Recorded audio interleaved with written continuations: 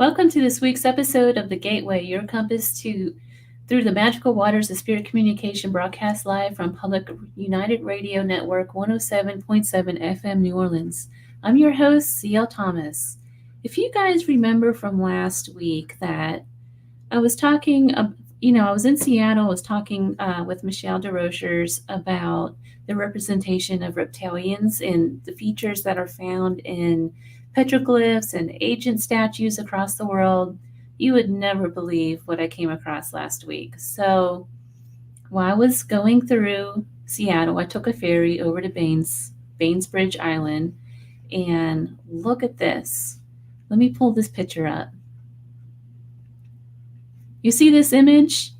Now, if you look closely at the very back, at that second image, and I can't even believe that I was looking at this. The second image is a feature of half human and half reptilian. And it was in the museum, of course, and it's from I'm probably going to say it wrong, the Squamish people. It was Native Americans that used to live in the Seattle area. And this representation is supposed to be the different faces of the ancient Squamish people that helped them tame the lands. That's what they had on their board. So I just wanted to show you guys, put that out there, how neat this really is. We were just talking about that on the show. And the next day I took a ferry out and found myself in a museum learning about the natives. And I couldn't even believe this was before me. So I just wanted to show that to you. Tonight's guest is a very special friend of mine. He's actually got a trilogy called the Ghost Crime series. It's Gare Allen. So let me pull this down. I'm going to pull him up. Hey, Gare, welcome to the show. Hi, CL. How are you? I'm doing good. How are you? It's been a while. I'm doing well. Down here in Florida, awaiting the next storm, sadly. Tis the season. Vegas is it was so nice in Seattle. It was actually really cold. And then I came back to Las Vegas, and of course it's like 110 degrees.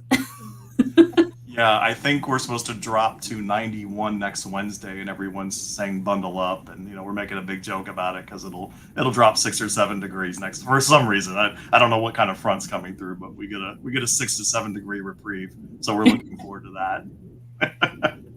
It'll be a 6 to 7 degree drop in Florida, but it'll be 90% humidity. It's so funny. People say it's not the heat, it's humidity. I assure you, it's both. Hey, I lived in the South for quite a long time. I know this. Yes. So, Gare, we talked before, and then you had 2 books about ghost crimes, and they're just so interesting because when you take it from the side of policemen and first responders, and I had another gentleman on recently who spoke from the side of a fireman, first responder, they're really not too open about the paranormal field. They're not. And when I first started to write Ghost Crimes, it was going to be a compilation. It was just going to be this firefighter had this experience, and this EMT had this experience. And when I uncovered the same thing like you just said, it's like they were like, yeah, I'll tell you about it, but don't use my name. I don't really want to. And they're almost hesitant to bring it up because it's not always a very positive experience. It's confusing. It can be scary.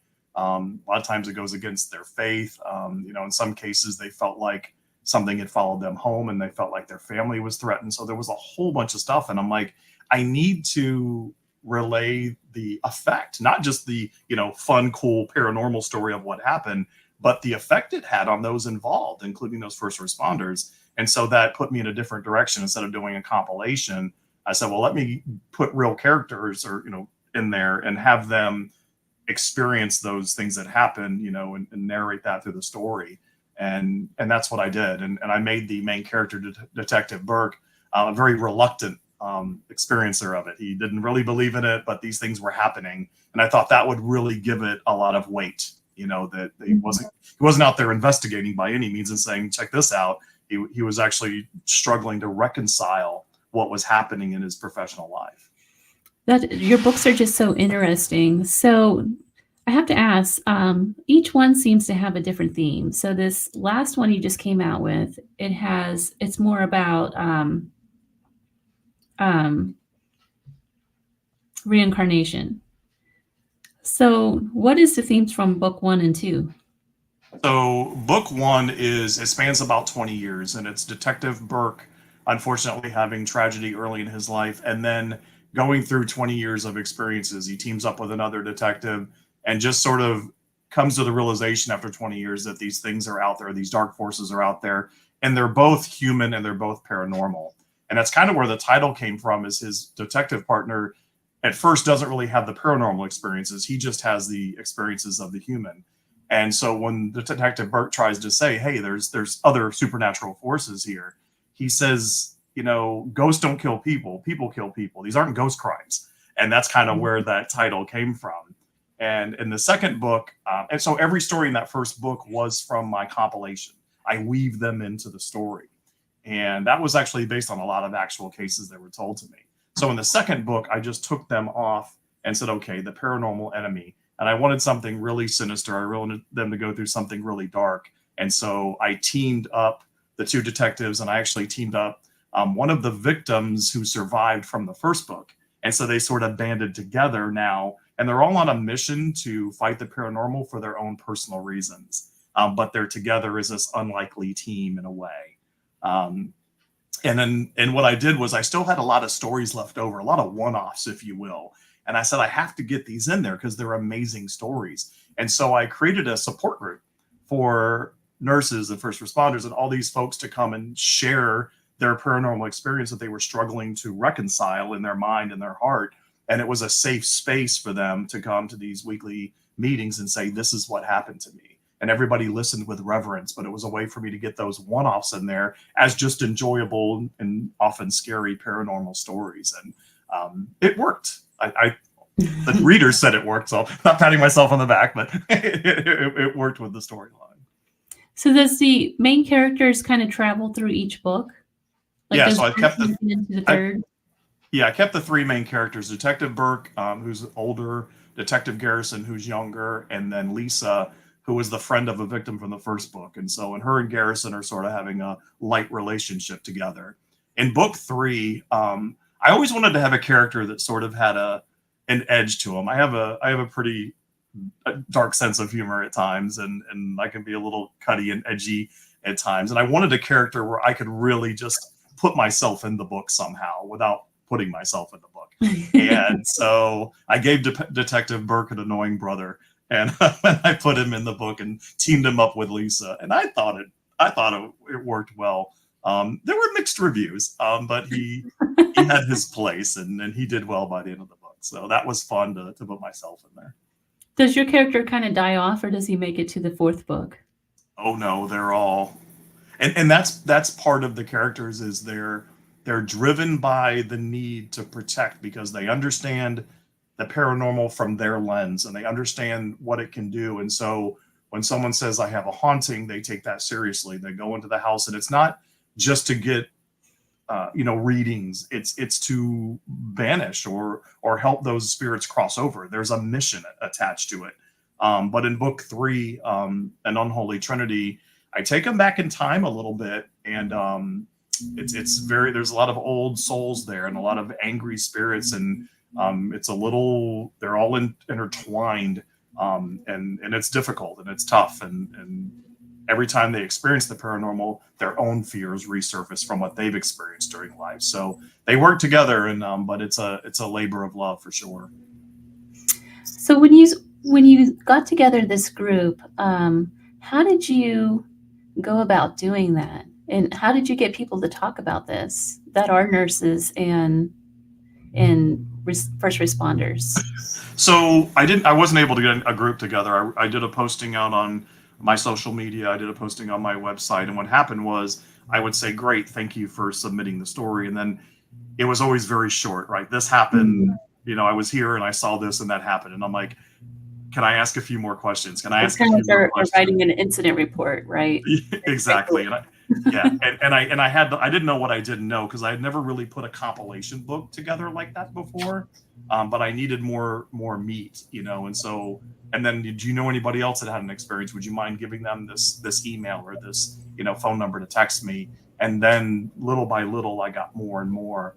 Which is interesting. Is I do know some policemen, and I do know some first responders and nurses, and they told me some stories over the years. So I kind of pulled on those as well. But I reached out to them to see if there was anything else to it. But a lot of them are just these things happen. Like I said, there are some cases where something followed them home, and there was threatened to the family, and it became a thing, and they just and there was actually a fear that even talking about it might bring it back or have it happen again. So I had to be very respectful of that. Yeah. It's interesting when you talk to people who've been affected by the paranormal. A lot of them say that they're afraid to even bring up what happened because they're afraid of inviting that entity back into their lives. For instance, my friend says he had an experience with Skinwalker, or he's afraid. He got scratched on his back deck one time after we went to a ghost town, and it was a very frightful thing for him. But now he won't even mention the name Skinwalker. We have to say it that shall not be named, or something silly like that. But he's so afraid of just talking about it would invite this entity back into his life somehow. Could that really happen, you think? And I studied metaphysics for many, many years, and I'm not going to go down a rabbit hole here of energy, but my belief and the things I've read, and of course all the channeled information out there, you read a lot about reality creation, everything's energy, and we're energy, and everything's energy around us, and our thoughts manifest and create the things in our lives. And the key to that is you can create anything you want with your thoughts and your intentions if you have enough emotion behind it, right? So it's like, okay, but we're all like, win the lotto. We're not really excited. We're not passionate about the lotto. We just want money, right? But there's no love attached to money. You can't really generate like a genuine passion or drive for that. But if you're fearful of something, that comes from deep within you. That's real and that's strong, right?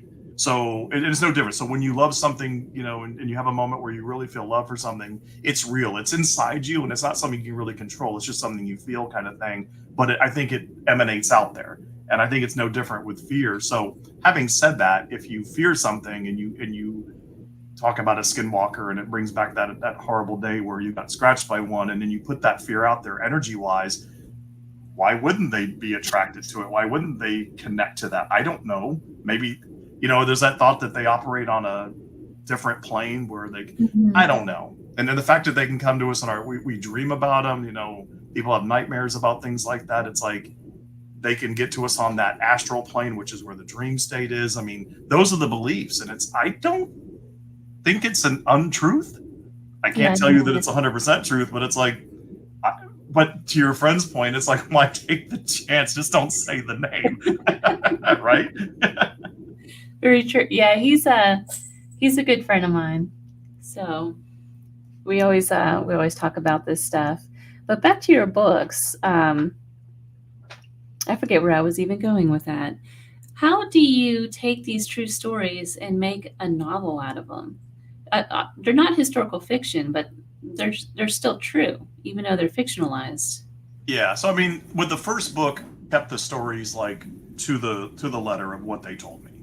And I was able to connect them, and some of them happened to me as I was growing up. So I was able to remember the specifics and tie them together.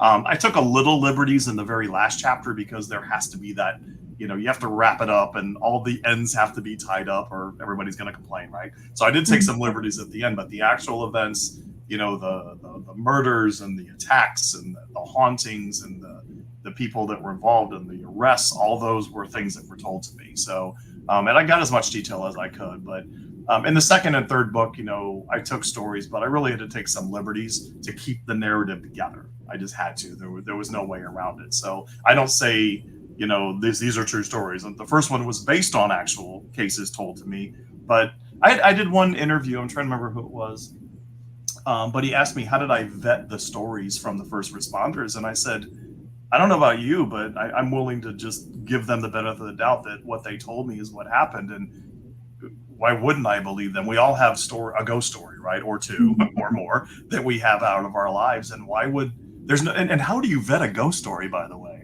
You how, can't, how do you right? prove that you saw a ghost? It's like, I really didn't understand the question. I had actually had to repeat it. I think you thought I didn't know what vet means. I'm like, no, that's not what I mean. I don't understand how I would vet something. And I'm going to give these amazing people who leave their house in the morning and they say they're going to put their lives on the line and their safety on the line for strangers, and their families wait until they come home safe at the end of the day so they can exhale. I'm going to give them the benefit of the doubt that if they chose to share a story that was not a positive experience in their life, that they're telling me the truth. Nobody asked for credit or money or anything like that. It was just a matter of, hey, this happened. And some of them were like, what do you think? And I was like, I'm not, I'm not the ghost whisperer. But I've had experiences, so I can share what happened to me. Maybe it's similar, or just really how to reconcile it, or maybe even tuck it away as something. I think out of everybody out there. Of that. Hey, Gary, you still here? You faded out. Yep, I'm here. I think a lot of people out there who are into the paranormal and who read books like yours and these TV shows and things of that nature, I think they tend to forget that ghosts just aren't found in these paranormal abandoned buildings and things that we see on TV. And when you have that, like you said earlier, when you have that kind of emotion and fear that's going on, it can generate any kind of energy. If you think about somebody that maybe they were in a car wreck and are just hanging on to life, of course their loved ones are going to come around and visit them. Of course you're going to have a lot of paranormal activity around that particular person. How can there not be? Yeah, I had an experience that was just beyond moving. And you talk to people and even people who just have a strong faith, and you say, well, how do you know God is real? And they'll tell you their story. They'll tell you their God story, their Jesus story, whatever their experience was. And it is as real as the fingers on their hand to them, because they know. And so when you have a paranormal experience, it's not dissimilar. You have an experience, it resonates, it vibrates through you, and you have eyes, you have senses, that experience it. But when my mother passed away, it was devastating, and unfortunately, it was in my home. Unfortunately, I found her, and it was just this very traumatic thing for me. And I had dreams for a year. For a year, I had dreams about my mother. And a year later, I remember I was just really trying to figure it all out. And I was talking to a friend at the gym. I was losing my mind anyway. He listened to me patiently. So I get home and I let the dogs out, and there's like no radio, no TV. The house is completely silent. And so I took my phone and I hit voice dictation, because I was going to say, hey, thanks for listening. Sorry, I went off on you after the gym or whatever. And I hit the button for voice dictation, and immediately it turned off as fast as I hit it. It sort of went beep beep. But when I went to hit it again, it had actually recorded 2 words, and it was "Mom good." And it told me that I was worried about my mother on the other side. I was like, did she pass over? What happened? Because I don't know. I hope she passed over, but the dreams were like getting in my head. And that was my message, that she was good. And it was just, and no one will ever tell me that was not what that was, right? That's my truth. That's what happened. Have any of these stories that were told to you by these first responders, have any of them really stood out to you and changed the way you view the paranormal? Yeah, there was one, and it's funny because a lot of the stories are like variations of other stories. You hear about, a policeman pulls up and there's somebody on the side of the road and they're waving him down. They're like, hey, there's an accident right up here. The car fell down here. There's a woman and a baby there, whatever, and so the policeman runs down there only to find that the person in the car was the one that waved them down. So I heard that story a lot. Variations of that, accidents and things like that, where the person that had passed was the one that brought them to their body, or to save the child that was in the car that was still alive, kind of thing. But the one that really, and I was on Dave Schrader's show, and he was talking about this. He had a friend in, I think it might have been Nevada, actually, where they had responded to a call. But I got a similar story where someone showed up to a home. The mother called and said, they're trying to kill my son. They're trying to kill my son. And, they just assume it's somebody else in the house is trying to, hurt the child. So they get there and they go into the bedroom and they're watching this young boy literally being thrown from wall to wall by an unseen force. Wow. Was it like an exorcism kind of thing? Yeah, like there was some unseen force just throwing this poor child, and he's hitting the wall, he's hitting the other wall, he's going back and forth against the walls, and limbs are being broken, and so they're starting to dangle, and the child's almost passed out, and the mother's screaming, she's, holding up a cross, doing everything she can to kind of stop it. And those are the ones that sort of scare me, because I'm like, okay, for the most part, I've had, I have ghosts, they do parlor tricks. That's what I call them. They throw something on the floor. They drain the battery in the remote. I'm like, ooh, scary. But, I'm like, I'm kind of glad I get those ghosts, so I don't have any that are like, tossing me about the house kind of thing. So I wonder about that. And I wonder about the level of energy that it takes to do that. And I also wonder the intent and where did that come from? And so you read about voodoo or santeria or things like that, where, my understanding is people can actually conjure or invoke things to bring them in to do things like that. And you wonder about that. And it's like, if someone has the ability to open a doorway to let something in like that would cause that kind of harm, to me, that's terrifying. That's something, how do you defend against that? You can't. And you hear about it every now and then, but what if that becomes the norm and the parlor trick ghosts become, not happening very often. So that concerns me. That is really concerning. I have one story like that, and it wasn't with me. It was I have a friend who is a hospice nurse, and she went out. What she does is she goes out and she takes care of people on hospice until they pass away, basically. And there's a whole team. There's a physician and a couple of other nurses, and they just go around the clock to make the person most comfortable. They had this one particular case where this lady, she said the nurse right before her, they were kind of switching off. She had the late shift, she had the third shift, and this other person had second shift. And right before she got there, she said she looked at this woman who, she was doing all that laboring breathing. Toward the end, they do all that raspy breathing and things like that. She was in that state. So the woman was pretty much unconscious, wasn't responding to anyone, getting ready to pass away, basically. And the nurse looked at her, and she said that this woman had turned her head in the bed, and her eyes were just big and black. And she said she had never seen anything like that. It was like the person in her just disappeared and something else was peering out at her. And this woman hasn't moved for like a couple of days, and, was just unresponsive, and she was just able to move her head like that. She said she was so scared that she wouldn't go back to that room. And then my friend, who was the third shift hospice nurse, had to stay there because none of the other nurses would go in there. What do you think that was?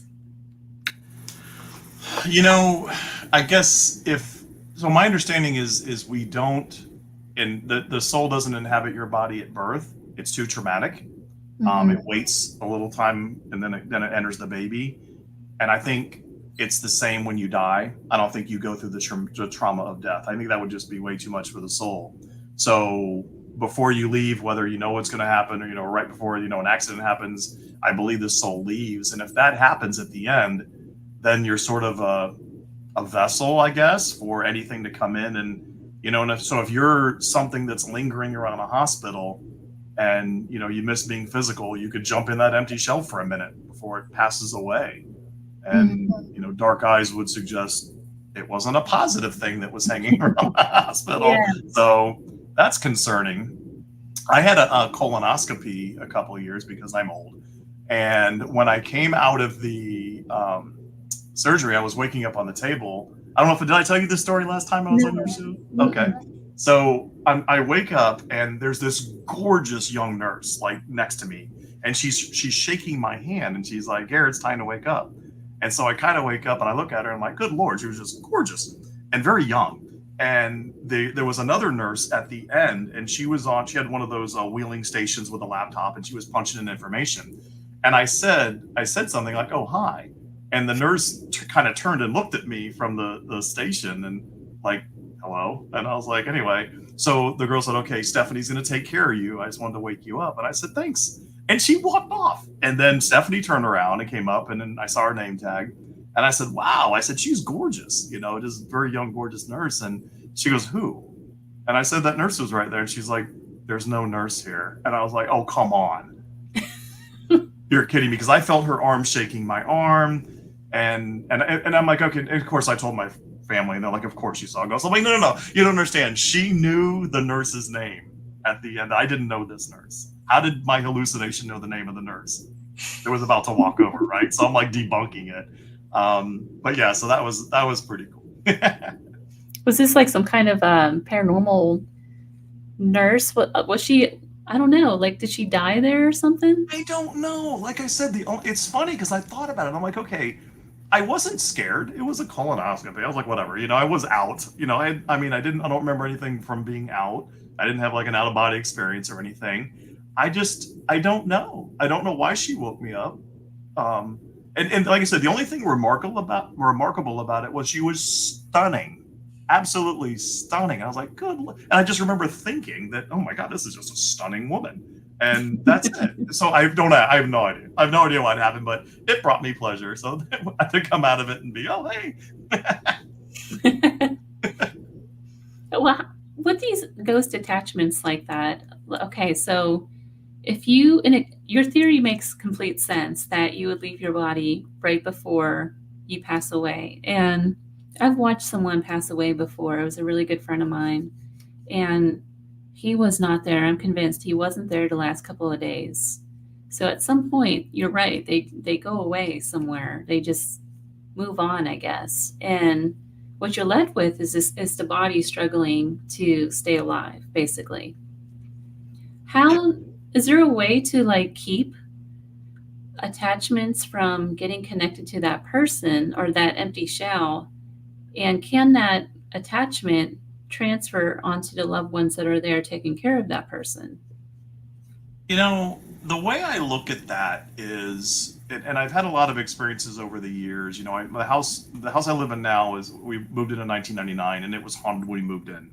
So we had all kinds of weird things happen. But I have noticed that over the years, if I go to a certain place, I'll bring home something, and something will be in the house, and there's an attachment. So the way I look at it is, it's sort of like if you create a hospitable environment for them, then you'll draw in that type of spirit. So it's sort of like if you leave dirty dishes in the sink for 3 days, you're going to have bugs, right? But if you keep it nice and clean, the bugs aren't attracted; they're not going to show up, kind of thing. And so I think the energy, the mood, that in your house, if you live in a negative relationship and there's drug addiction and fights and things like that, that's hospitable for negative energies to come in. And my understanding is when you are consuming alcohol or taking drugs, it lowers your energy vibration and allows them in, but they also feed off that negativity. So you're sort of giving them what they want in that respect. So if you maintain a positive house, a positive environment, and I think it's more energy. So people will say, we'll put salt around the house and holy water, which I do, just for the sake of covering all the bases. But I think it's more your perspective and your attitude and your state of being. Are you in a positive place? Are you a happy person? Are you super down and negative, and allowing those things to come in? So I think you just attract it. And this kind of goes back to what your friend said. If you talk about skinwalkers, is the fear what's attracting them, right? You're putting out something they are attracted to, kind of thing. I don't know. So that's kind of how I look at that. I always wonder, I'm like, okay, I keep a positive house and everything, but every now and then something will follow me home. And I'm like, why are you here? And what are you doing here? Did you just want to mess with me? Did you know that I would see you and I believe in it? So, go to the ghost writer's house. I don't know, why are you here? But again, I always wonder, I'm like, I don't know what you want from me, kind of thing. Cause it's never egregious. It's like I said, draining of batteries. I remember one time I was walking into the bathroom and the towel flew across the bathroom, from one side to the other. And I said, oh, well done. I Nice don't, I parlor don't, trick. yeah, exactly. I'm like, pick up a mop if you really want to impress me. You can pick up a towel, pick up a Yeah, mop, help me let's clean the clean house. the house up, or Yeah. pick So up I the dog. wonder about that. But I will tell you, if I go to, there's a Hard Rock casino here. I go probably twice a year for holidays when my brother comes in town. And I can guarantee you when I get back from that casino in the next day or two, there will be activity. And I Just from the just think, casino? yeah, I think it's because, again, addiction is a lot of alcohol consumption. I think there's some, and I've seen people there that, we're not in a good frame of mind and, maybe spending their life savings or losing it in that Yeah. moment. And I just think there's, and that's the same thing for bars. I mean, it's not just, I'm not saying casinos are bad, but I think you have those individuals in those state of mind. And I think that's, but why they follow me home, I have no idea, but it's happened quite a bit over the years. So what do you think of Vegas?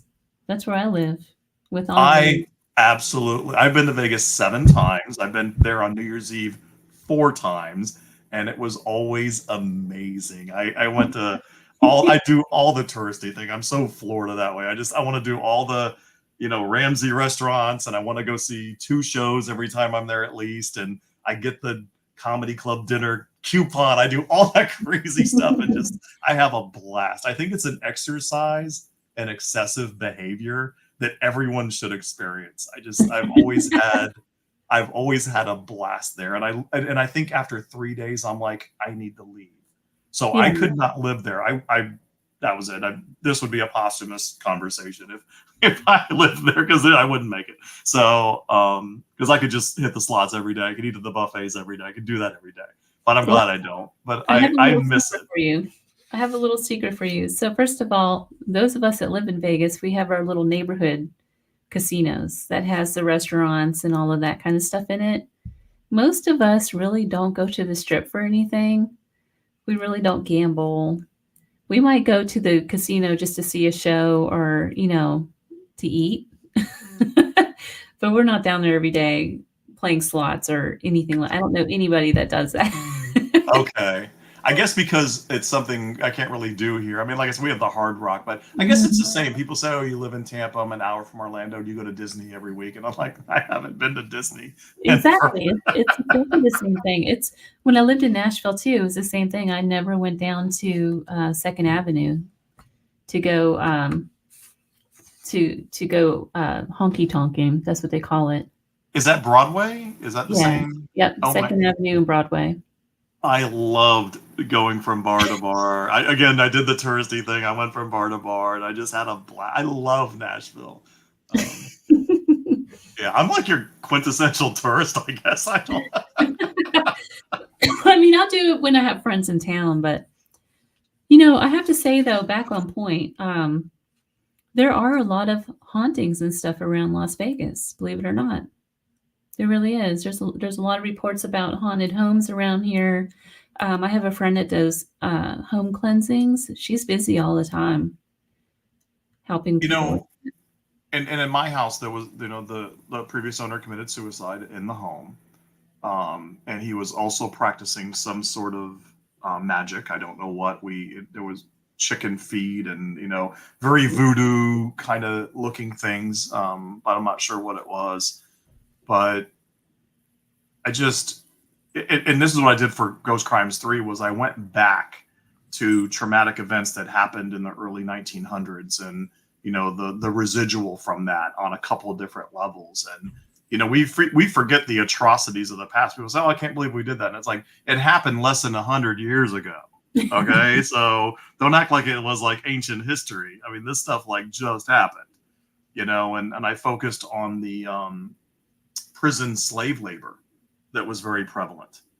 And, prisoners were just sent out to farms and they were slave labor and farmers didn't have to pay them. And if they passed out in the Florida sun and died, they were just no longer on any kind of records and they were gone. And things like that happened. And so I kind of tied that in to, show some of that. And yeah, and doing the research, I'm like, that didn't happen. And it did. And it's kind of scary. And, as you know, as a writer, we learn a little bit about a lot of things, right? Mhm. We kind of do enough to kind of get the character where he needs to be, but then we go down a rabbit hole sometime. We're like, wait a minute, Yeah, what else is going on here?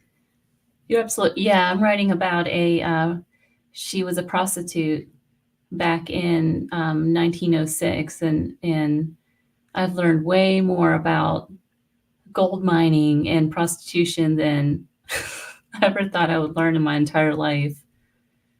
To your Yeah, point, yeah. um, I don't enjoy that, but with this book, Reincarnation, what kind of stories? So you got the prison story in there, but what do you mean by reincarnation? What happens if that's the theme of the book?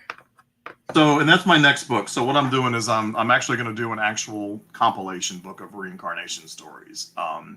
And so reincarnation is a common theme throughout my books, because I had when I started studying metaphysics back in the early '90s, I was obsessed with it, and I had regressions done. I did my own regressions at home with my, with well, back then it was cassette tapes, but we'll say CDs for the sake of my age. But and I actually would go back and experience these lives, and they were so real, and they had connections to my current life, and I just found it so interesting, and I didn't see a difference between someone as a young child, almost drowning in the swimming pool, and later becoming an adult who hates the water. I didn't see a difference between them. To me, it was like, that makes perfect sense. So if in the last life I was in a wheelchair, for 11 years, and I was alone, and all the lives I connected to, I was no famous person, I assure you. They were very dreary and sad lives, but they totally, connected to who I was today. So I connected to this life where I was in a wheelchair for the last, 11 or 13 years, I forget now, and I was by myself, and I had a motorcycle accident and become paralyzed from it. And my girlfriend at the time was on the back, and she died during that accident. And I didn't realize it, but she was carrying our unborn child as well. And so I spent the next, 11 or 13 years living in our apartment, and with her cat was still there most of the time, which was just a daily reminder. It was just this horrible, horrible, end of life. But anyway, when I was younger, I couldn't sleep with pajama bottoms or blankets or sheets on my legs. I would get claustrophobic, and I didn't have like restless leg or anything. I would freak out if I'd wake up and the covers, like my parents would come in the middle of the night and put the covers on me. I had to throw them off, and I would just scream and panic about them. And when I connected to that life after being in the wheelchair, it went away. It was completely gone. And it was only after the fact that I made the connection. I was like, yeah, that's interesting. But I mean, as an adult, like I said, I wouldn't sleep with the covers. It was weird. I'd freeze all night long because I couldn't put the covers on. But yeah, so that life kind of connected, and I was like, oh. And then I tapped in, went back and had more lives where everyone I was alone. I was in some sort of sad state and alone. And it's interesting because I struggled over the years going to trade shows and conventions. Now, put me on a stage and I would came alive because I was in control of it, right? I had no problem being up there doing that. But once I got down with the crowds, I would actually skip events and go to my hotel room to get away. And I never understood it. I just thought I was being, I didn't even think why I was doing it. I just knew I was uncomfortable and I had to get away. I had to be by myself. And I've never felt lonely, but I love being alone. I love having the house to myself and just doing my thing. And I think that connected to those lives. And so I'm kind of working through that now. So I think the reason for writing the book is to gather stories from other people who had this similar situation. I had this life where I was this, or I dreamt about this life where I had a regression, and it helped me in this way in this life. And what's wrong with that? It's no different than me saying, hey, I had my phone recorded Mom Good. I'm telling you it was my mother. Even if it wasn't, it made me feel better about the situation. So what's the harm in that, right? So that's Right. kind of how I look at that. It's like, if something can help you get past a phobia or just make life a little more comfortable, what's the harm in that, right? Well, similarly, do you have to kind of have all of your emotions and problems in life completely solved before we pass on so we don't have to keep reincarnating? No, it's funny. I had an idea for a book, and the title was "Life is Supposed to Suck." That's what I was going to call it, because to your point, it's like, we come here, there's all this craziness that happens, right? But are we supposed to overcome every single thing? I don't think that's possible. I think it's more again, there's so much channeled information out there, right? I mean, just so many people channeling so many entities. I had an experience in the early 90s where somebody channeled their spirit guide, and I learned all kinds of craziness from their perspective.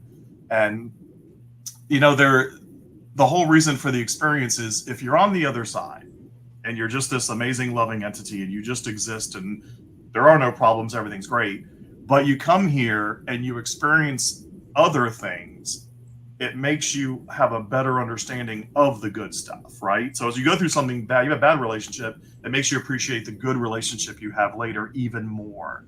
So there's a benefit to that negativity or that bad experience or whatever it is we're experiencing. So I'm like, oh, okay, it's supposed to be bad because you're going to appreciate it, whether it's later in this life or when you cross back over and you have a better understanding of what it is you're experiencing. That's my understanding. Some hard lessons, I'll tell you that. It's like, so. What happens though if you're somebody who, I don't know, maybe they're just a bad person, like they're a murderer or something like that, and they just never move past that phase to raise their vibrations? They just keep returning as a murderer? My understanding is when you pass over, you have an amazing perspective now. You see it, you go 10,000 feet up, right? And you see what you did from the perspective of, oh crap, that wasn't nice of me. I probably shouldn't have done that. And so maybe you come back in the next life and you get murdered to understand what you did to those people. And that's kind of a simple explanation. Okay, well, then everybody's like, well, the person that murdered them is bad. It's like, no, they came back here to get murdered because they had to learn a lesson from when they were a murderer. And I'm like, well, good Lord, when does it stop? It's just a cycle of people killing each other to learn it. But it's like, that's what I'm talking about. That's what this place is. That's what Earth is. And these it's interesting when you listen to the channeled information. What was her name? Dolores. I can't think of her last name. You know what I'm talking? Cannon. Dolores Cannon. You know, she talks a lot about life as a school. That is her theme. Life is a school. Life is a school. And here, you know, things are supposed to happen like that because it gives you the perspective. And, you know, you're just supposed to look at what happened and say, okay. And then who was it? Daryl Anka channels Bashar. And he says it's not what happened, it's your reaction to it. So if you don't like what happened, you know, react the right way so that it doesn't happen again. He's all about ownership. So Dolores talks about us going through, you know, this, you know, horrible grade school of horrors, you know, that we have to experience.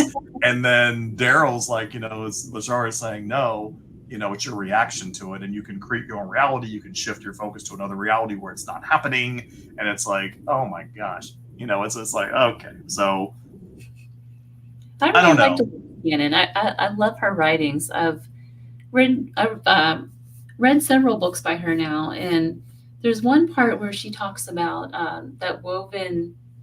I forget what it is. It's like some kind of wall covering that is woven with these golden threads and everything. And every time she has an experience or a connection with a past life, that thread within that woven picture lights up. It's a really cool idea that I really liked. You know, and I guess, you know, it's easy for me to say, okay, you know, I should, just because I had a bunch of lives where I liked being alone, I should use this life to like being around people. And I'm like, no, they still don't like being around a ton of people. It's not who loves crowds anyway, you know. It's like, or some people just say, well, I don't like crowds, but they don't bother me, you know, whatever, you know. But I kind of focus on the important stuff now. So I'm at the point now where I'm at the age where I'm reflective. You know, there's a lot less road ahead of me than there is behind me. I'm looking in the rear view and I'm judging my reaction and my decisions and those sorts of things. And but moreover, it's about, okay, let's just focus on now. It's not the past, you know, it's not the future, it's now. And that's tough. Because again, you know, I don't know how much longer I have. And, you know, if it's only 5 years, then that would totally change how I'm going to live the rest of my life. But if I have, you know, 20 years, well, I got to be responsible, Gare, and keep things moving and, you know, pay the bills. So You know, it's yeah, we're not set up for the easy route. That's for sure in this Right, situation. right. So with reincarnation, is there how does that work when you have spirits who don't seem to be reincarnated? They seem to be haunting everything. From the channeled information that I've heard, it's like they're stuck or they've chosen to stay in between for whatever reason. Sometimes they stay behind because they feel they need to take care of their family, right? They need to oversee them, or they feel guilty, or they cross over and they don't. It's so traumatic, or they go in denial. They don't realize they're dead, or they don't believe they're dead. And I think that's what happened here with the individual who shot himself. Is he would only. It was interesting. He wouldn't only, but his antics were like tenfold when we did house changes to the house. If we painted, if we changed the tile to carpet, if anything we did to change the house, that's when activity would go through the roof. Like he did not like that we were changing his house. And I thought, well, he doesn't realize it's not his house anymore, right? He's wondering why we're Right. here, kind of thing, because it was such a traumatic experience to take his own life that he was just stuck there, or he didn't believe it. I don't know. I don't. I think that's sometimes the case, and I think they finally realize at some point, or their guides are trying to get to them that, hey, you know, it's time to move on. And that's something I focus on heavily in ghost crimes. Is Lisa, you know, she wants to, you know, cleanse the house, but she's trying to move them on. Some of them are there are trying to get attention, which is perceived as a haunting, but they're just really trying to get the attention because they're scared and they're lonely and they don't understand why nobody can hear them. So they help them kind of say, hey, turn around, find the light. There's got to be a light somewhere. Ask for your guides. Ask, you know, open up to them. And she goes through, and I learned that from Joni Mayhem, my author friend, and she writes a lot about that too. And Johnny, she's actually a sensitive and she's a clairaudient. She hears them in her ears, and she will go to, she'll do investigations, and she'll say, hey, you need to cross over. You know, there's no reason for you to be here. You know, you need to go to the next step. And I think there's a couple of different reasons why they hover, but my understanding is the longer they stay there, if they are angry about being there, then that anger will grow and they take the energy of the other folks that are in between and they grow as a result. And I think my theory is that what creates what we would call maybe a demon or a poltergeist or something very, very strong and menacing to us. That's my theory on that. That's a really good theory because the whole demonic idea was there way before Christianity even came about. When you look at it from a historical side, and every single culture has a negative entity like that, whether it be a fae, a yin, you name it. There's some kind of entity like that in every single culture, just about. Yeah, and it's no different. It's funny if you just look at the parallels between, you know, our plane of existence, for lack of a better term, and the plane of existence we'll call it the astral plane, where there are ghosts. If you look, if you were looking objectively at the planet Earth and you see people and you see the people that commit atrocities, from there are demons, right? There are human demons. And so there's no different on the ghost side. You have the ghosts and you have those that become there's those horrible things, but there's also the thought process that demons, you know, could be aliens, which is a whole nother, you know, arena to get it. That's a whole that's a whole entire rabbit hole. Yeah, exactly. That's a deep one too. I've been talking a lot about aliens lately with different guests. My guest from last week said that a lot of, and it's true, you can find like the reptilian images in old petroglyphs and pyramids and all kinds of different things. And the minute I hung up on that show, I was in Seattle when that last week when that show was aired. I took a ferry to a museum the very next morning, and lo and behold, there was an image of the faces that were supposed to be a part of the Native American tribes that lived around that area. And one of them, sure enough, looks like a reptilian. It's just really interesting. There was a great meme. It was a dinosaur skeleton that they had dug up, and it had a flying saucer in its mouth. And it just said, nobody's ready for this conversation. Yeah, there's so many overlaps in the paranormal field. I think everything does come together at some point. We'll never know until after we pass, of course. Yeah, But and to me, it's like I focus on like I can experience I can have regressions and hypnosis and reincarnation stories and experiences that affect my life now, and so there are things that I can experience that I focus on. But as far as aliens, I'm sort of like, you know, it's like they're gonna do what they're gonna do. There's not a whole lot we can really do. It's like if they show up, they show up. If they don't, they don't. But they're gonna do what they're gonna do. I doubt we can really have any say so and how it unfolds once they do show up. So I'm just sort of like, we'll see how that. And I believe they're there, and there's all these theories, and involvement. They're already here, and the whole nine yards. But they're not. I have a lot going on without that being part of my yeah, life. exactly. So, what about dogs? Do dogs reincarnate? What's funny is it's funny. I was just listening to the Audible of the dog book that I told you I put on Audible, and basically it was just my experience with dogs the first half of my life. And I had a black lab Rottweiler mix, and he passed away.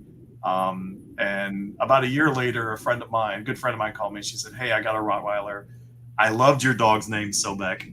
Can I name my dog Sobek?" And it was so sweet of her to ask. And my dog was half Rottweiler, and I said, "Oh my God, please name your dog Sobek. That would be amazing. Love that name."